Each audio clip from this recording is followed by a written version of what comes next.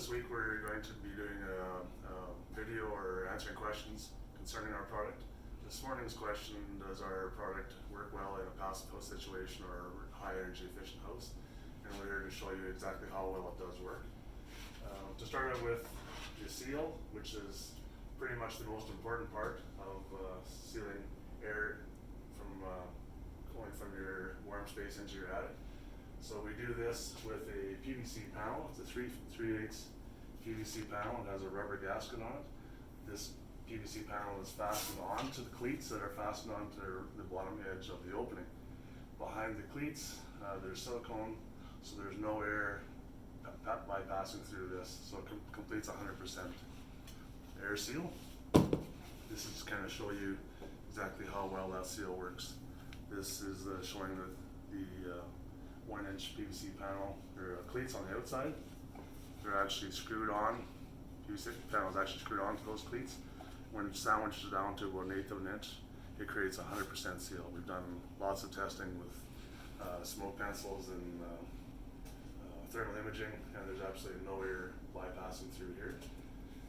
And the finished panel just fits over top of the tabs on each of the corners, and it's fastened on, and that's your finished look. There's no gasket line, no painting required, totally pre-finished. So that's our seal door. Our system is the only access that allows you to insulate the complete cavity from the inside of both openings all the way around with no airspace. We do this by installing fiberglass friction fit bats inside from the bottom. Start with this one, push the second one up. You can put in as much as you want. R40 is typical in a production house, but in a passive house or a high energy efficient house, you're gonna probably want to put in a couple extra bats, like why not, right? So here we've got R80, 4 bats in there, and if you really want to completely stop the thermal bridging of the panel, you can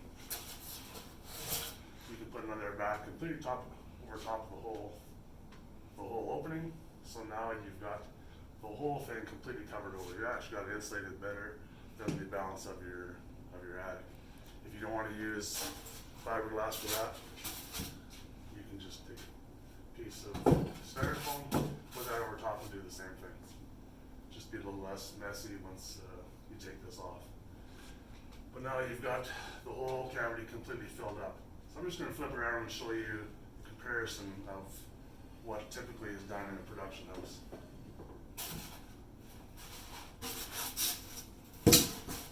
So here we have half jam with casing, typically made out of MDF, which is a mistake if you've got air leakage, and I guarantee you sooner or later this system will leak. We replace them all the time. Biggest problem with these is the whole inside of this cavity is completely cold. We've got thermal bridging going right down here. The cold meets the warm right at that gasket. Quite often it's an open cell, poor gasket, and after a year or two this gasket is flattened down, and every year it just deteriorates that much more and creates more frost into this area. So now you've got, this is R40, you take the consideration amount of width that's in that opening, you end up with about R15 at the most. You take away the space around the outside, your actual R value is down to less than 10. So now you've got the rest of your ceiling insulated R40 or R50, and you've got this at R50. Like, what would be the point of that? So again, we'll go back to show you the difference, and there's our product.